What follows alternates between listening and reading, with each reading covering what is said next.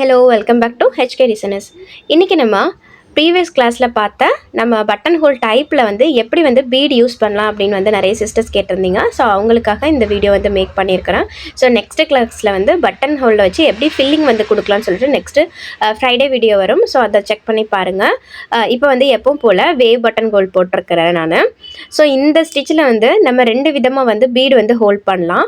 So அது வந்து நம்மளுடைய க்ரியேட்டிவிட்டி கூடவே கஸ்டமர் வந்து எப்படி கேட்குறாங்க அதுக்கு ஏற்ற மாதிரி வந்து நம்ம வந்து ஹோல்ட் பண்ணிக்கலாம். இப்போ வந்து நான் பஞ்ச் பீட் எடுத்துருக்கிறேன். பஞ்ச் பீட் வந்து எப்போவுமே நீங்கள் வந்து பஞ்சிலேருந்து பிரித்து தனியாக ஒரு பவுல்லையோ அல்லது வந்து ஃப்ரேம்லேயோ கொட்டி நீங்கள் பண்ணுறதுக்கு பதிலாக இந்த மாதிரி நீங்கள் நீடில், அதாவது பீட் நீடில் யூஸ் பண்ணும்போது, நீங்கள் ப்ளவுஸ்லாம் பண்ணும்போது பீட் நீடில் இருக்கும்.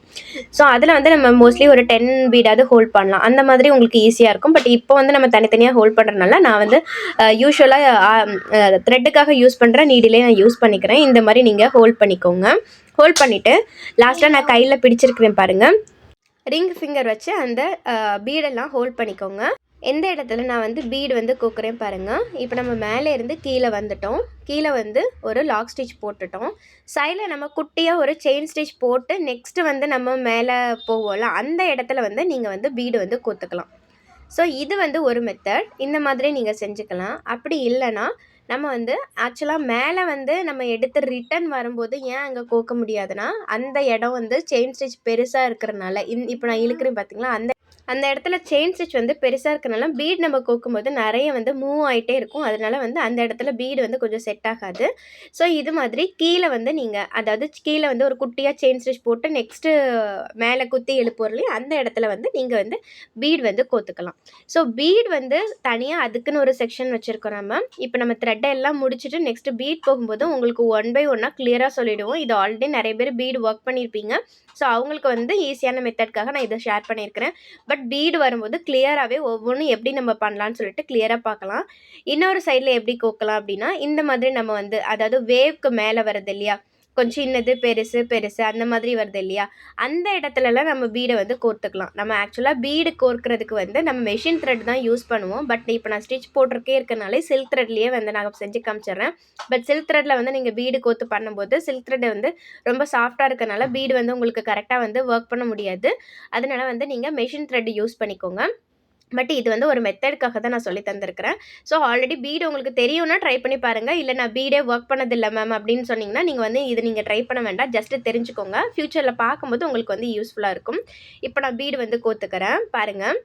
பீடு போட்டுட்டு நெக்ஸ்ட்டு இதுக்கு பக்கத்துலேயே ஒரு குட்டியாக ஒரு செயின் ஸ்டிச் போட்டு அந்த பீடு நகராமல் இருக்கிறதுக்காக ஒரு குட்டியாக ஒரு செயின் ஸ்டிச் லாக் மாதிரி போட்டுக்கிறேன். நெக்ஸ்ட்டு இந்த மாதிரி நீங்கள் லூப் எடுத்துருக்கீங்களா, அந்த லூப்பை வந்து பீடை சுற்றி இந்த மாதிரி விட்டுட்டிங்க அப்படின்னா இது வந்து ஒரு சிங்கிள் பீடாக நம்ம ஸ்டிச் பண்ணுறதுக்கு வந்து இந்த மாதிரி மெத்தட் வந்து நம்ம ஃபாலோ பண்ணுவோம். கண்டினியூஸாக ஸ்டிச் பண்ணுறதுக்கு வேறு மெத்தட் இருக்கும். ஸோ இந்த மாதிரி நீங்கள் தனித்தனியாக போட போகிறீங்க இல்லையா, இதிலேருந்து அடுத்தது செயின் ஸ்டிச் வந்து கனெக்ட் ஆகலை, அதனால இந்த மாதிரி நீங்கள் நாட் போடுறதுக்கு வந்து யூஸ்ஃபுல்லாக இருக்கும் இந்த மெத்தடு. இப்போ பாருங்கள், நான் கோத்து காமிக்கிறேன் பாருங்கள். இப்போது நம்ம எடுத்தாச்சு. குட்டியாக அதுக்கு பக்கத்தில் லாக் ஸ்டிச் ஏன் போடுறோம் அப்படின்னா, அந்த பீடு வந்து மூவ் ஆகாமல் இருக்கிறதுக்காக நம்ம வந்து பண்ணுறோம். இப்போ லாக் ஸ்டிச் போட்டுட்டு ஒரு லூப் எடுத்து அந்த லூப் அப்படி நம்ம பீடை சுற்றி போட்டுடுறோம். ஸோ புரியும்னு நினைக்கிறேன். புரியலைன்னா நீங்கள் கேளுங்க, நான் வந்து வாய்ஸ் நோட் கூட நம்ம குரூப்பில் வந்து நான் சென்ட் பண்ணுறேன். ஸோ கிளியராக உங்களுக்கு பார்க்கும்போது தெரியும். ஃபஸ்ட்டு வந்து வீடியோ ஃபுல்லாக பாருங்கப்பா. பார்த்துட்டு நான் என்னென்ன சொல்கிறேன்னு சொல்லிவிட்டு நீங்கள் தெரிஞ்சுக்கோங்க.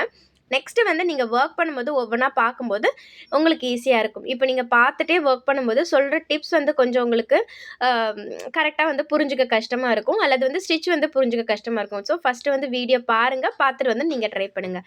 இப்போ பாருங்கள், இன்னொரு மெத்தடில் நான் போடுறேன். இப்போ நான் பீடை சுற்றி லூப் வந்து போட்டு லாக் போடலை, எப்பவும் போல் நம்ம நாட் போடுறோம். அதாவது நம்ம பீடை எடுத்துட்டு கீழே குத்திருக்கிறேன், கீழே குத்தி கீழே லாக் போட்டுக்கிறேன். நான் ஏன் கீழே குத்திருக்கிறேன் அப்படின்னா, கீழே வந்து ஒரு செயின் ஸ்டிச்சு வந்திருக்கு, அதனால கீழே குத்திருக்கேன். ஸோ நம்ம நாட் வந்து விசிபிளாக தெரியாது. இப்போ பாருங்கள் எவ்வளோ ஸ்டிச்சு வந்து நம்ம பீடெல்லாம் ஸ்ட்ராங்காக இருக்குது பாருங்கள். ஸோ இந்த மாதிரி நீங்கள் மெத்தட்லேயும் இந்த வேவ் பட்டன் ஹோலுக்கு வந்து கொடுத்துக்கலாம். ஸோ இந்த மாதிரி ரெண்டும் கொடுக்காதீங்க, பார்க்கறதுக்கு நீட் லுக்காக இருக்காது. ஸோ ஏதாவது ஒரு மெத்தடை நீங்கள் ஃபாலோ பண்ணிக்கலாம். இதுதான் வந்து பஞ்ச் பீடு. ஸோ இது வந்து நமக்கு பஞ்சாக கிடைக்கும். ஸோ இது மாதிரி நம்ம வாங்கி வச்சுக்கிட்டோம்னா நமக்கு ஒரு ப்ளவுஸ் பண்ணும்போது ஒரு பஞ்ச் பீட் நீங்கள் வாங்கும்போது கண்டிப்பாக 1லேருந்து 2 ப்ளவுஸ் பண்ணுற மாதிரி இருக்கும். ஸோ டிசைனுக்கு ஏற்ற மாதிரி. இப்போ நான் வந்து ஒயிட் ஸ்டிச் எப்படி வந்து நான் பீடு வந்து லாக் பண்ணலான்னு சொல்லித்தரேன். இந்த white stitch striped white stitch button whole அந்த ரெண்டுலேயுமே வந்து எப்படின்னு சொல்லி தந்துடுறேன். ஸோ நீங்கள் ஏதாவது ஒரு மெத்தட் ஃபாலோ பண்ணி நீங்கள் பீடு வந்து ஒர்க் பண்ணி எனக்கு காமிங்க. அப்படி இல்லாட்டி பீடு வந்து வேணாம் சிஸ்டர் கொஞ்சம் கஷ்டமாக இருக்குது அப்படின்னு வச்சிங்கன்னா ஃப்யூச்சரில் நம்ம பீடு மட்டுமே வந்து செக்ஷனாக வரும். ஸோ அப்போ வந்து நம்ம பார்க்கலாம்ப்பா. இப்போது ஒய் பட்டன் ஹோலில் நான் வந்து ஸ்டிச் வந்து கண்டினியூ பண்ணுறேன். பாருங்கள் எப்பவும் போல் எடுத்தாச்சு. கீழே வந்து போயிட்டு மேலே ரிவர்ஸில் வரும்போது நம்ம வந்து அந்த இடத்துல வந்து பீட் கோத்துக்கலாம். ஏன்னா சைட்லலாம் கோக்கும்போது பீட் ரொம்ப மூவ் ஆகும். அதுவும் இந்த இடத்துலையும் நம்ம வந்து பீட் கோக்கும்போது நம்ம எங்கேயுமே வந்து லாக் ஸ்டிச் போடல. ஏன்னா ஒவ்வொரு சைடில் இருந்தும் இழுத்து கீழே கொண்டு வரோம். நெக்ஸ்ட்டு கீழே இருந்து இழுத்து மேலே கொண்டு வரோம். இப்போது இந்த கார்னரில் அதாவது 3 சந்திக்கிற ஒரு பார்ட்டில் இருந்து எடுத்து மேலே கொண்டு போய் தான் பண்ண போகிறோம். ஸோ அதனால் இந்த இடத்துல எந்த இடத்துல நீங்கள் பீடு லாக் பண்ணாலுமே கொஞ்சம் மூவ் ஆகிற மாதிரி இருக்கும். பட் இந்த ஒயிட் ஸ்டிச்சை கொஞ்சம் குட்டியாக நீங்கள் ட்ரை பண்ணிங்க. இந்த அளவுக்கு பெருசாக இல்லாமல் பீடு எந்த அளவுக்கு லாக் ஆகுதோ அந்த அளவுக்கு மட்டும் நீங்கள் ஒயிட் ஸ்டிச்சை ட்ரை பண்ணிங்க அப்படின்னா உங்களுக்கு கரெக்டாக இருக்கும். பாருங்கள் இந்த மாதிரி கூட லாக் பண்ணிக்கலாம். பட் லாக் பண்ணிவிட்டு திருப்பி நம்ம எடுத்துகிட்டு போகும்போது கொஞ்சம் ஸ்டிச் வந்து வேறு மாதிரி ஷேப்பில் தெரியும். அதனால் ஒரு ஜஸ்ட் மெத்தடுக்காக பண்ணுறேன். பட் இன்னும் 2 மெத்தட் நான் சொல்லித்தரேன். அது உங்களுக்கு யூஸ்ஃபுல்லாக இருக்கும். இப்போ இந்த இடத்துல வந்து பீடை வந்து நம்ம லாக் பண்ணிக்கலாம். ஆனால் இந்த இடமே நமக்கு ஒயிட் ஸ்டிச் வந்து பெருசாக நம்ம செயின் ஸ்டிச் அந்த இடத்துல போட்டிருக்கனால நமக்கு என்ன ஆகும் அப்படின்னா கொஞ்சம் வந்து மூவ் ஆகும். அந்த செயின் வந்து அந்த பீடு வந்து மூவ் ஆகும். ஸோ பட் பார்க்குறதுக்கு வந்து நீட் லுக்காக இருக்கும். நீங்கள் வந்து ஒய்யை வந்து கொஞ்சம் குட்டி ஒய்யாக போட்டுக்கோங்க. இந்த அளவுக்கு வித்து இல்லாமல் கொஞ்சம் குட்டி ஒய்யாக போட்டுக்கிட்டிங்கன்னா அந்த பீடு வந்து அந்த அளவுக்கு மூவ் ஆகாது. ஸோ அந்த மாதிரி வந்து ஃபாலோ பண்ணி பாருங்கள். இப்போது இதை வந்து நம்ம மறுபடியும் ஒரு பீட் கோத்து காமிக்கிறேன் பாருங்கள். இந்த மாதிரி பீட் கோத்துட்டு நம்ம ஸ்டிச் வந்து கண்டினியூ பண்ணலாம்ப்பா. நெக்ஸ்ட்டு ஒயிட் ஸ்ட்ரைப்டு பட்டன் ஹோலில் வந்து எப்படி கோக்கலான்னு சொல்லி கொடுக்குறேன். இப்போ பக்கத்தில் வந்து குட்டியாக ஒரு செயின் போடுவோம் இல்லையா, மேலே வந்து அதாவது ஒயிட் ஸ்டிச் இல்லாமல் மேலே ஒரு குட்டியாக ஒரு செயின் போட்டு நெக்ஸ்ட்டு ஒயிட் ஸ்டிச் கண்டினியூ பண்ணுவோம்ல, அந்த இடத்துல வந்து நம்ம பீட் வந்து கோத்துக்கலாம். ஸோ இப்போ நான் சொல்கிறேன், கிளியராக உங்களுக்கு புரியும். இந்த இடத்துல பெரிய செயினாக போடாமல் நீங்கள் எந்த அளவுக்கு பீடு நம்ம லோட் பண்ணி குட்டியாக போட முடியும் அந்த அளவுக்கு மட்டும் குட்டியாக போட்டுக்கோங்க. அப்போ உங்களுக்கு அந்த பீடும் மூவ் ஆகாமல் இருக்கும்.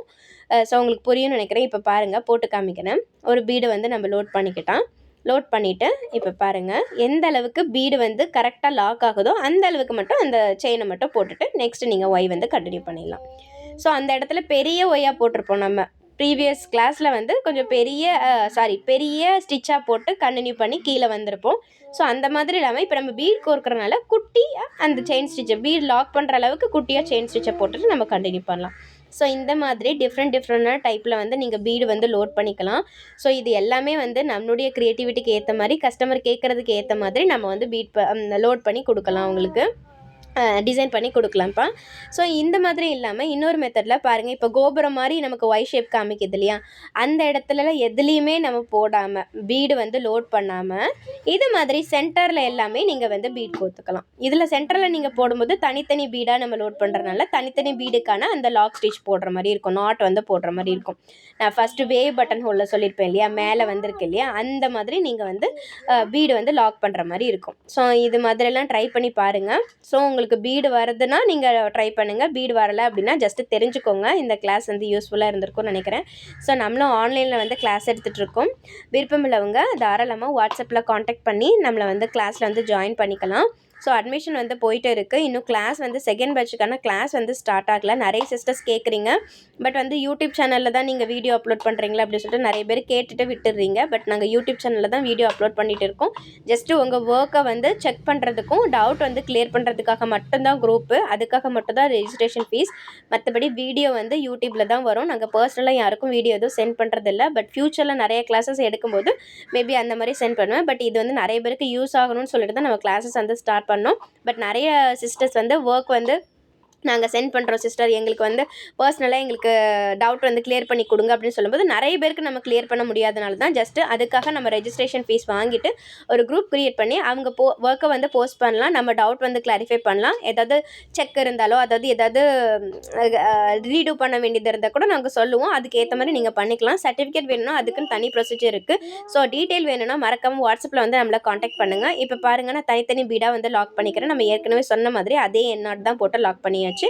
ஸோ இந்த மாதிரி அந்த ஒயில் மட்டும் கொஞ்சம் மூவ் ஆகிற மாதிரி இருக்கும். பட் அந்த மாதிரி நீங்கள் பீட் லோட் பண்ணுறதை விட நான் செகண்ட் டைப் சொல்லியிருக்கேன் இல்லையா, கீழே அல்லது வந்து அந்த ஒயில வந்து அந்த குட்டியான ஸ்ட்ரைப்டு ஒயில குட்டியான செயின் ஸ்டிச்சில் வந்து ஒரு பீடு வருதுல்ல, அந்த மாதிரிலாம் கூட நீங்கள் ட்ரை பண்ணிங்கன்னா ரொம்ப சூப்பராக இருக்கும். ஸோ நிறைய மெத்தட் நான் சொல்லி தந்துட்டேன். இந்த கிளாஸ் யூஸ்ஃபுல்லாக இருந்ததுன்னா மறக்காம சேனலை சப்ஸ்கிரைப் பண்ணிக்கோங்க. இன்னொரு சூப்பரான வீடியோவில் பார்க்கலாம். தேங்க்ஸ் ஃபார் வாட்சிங்.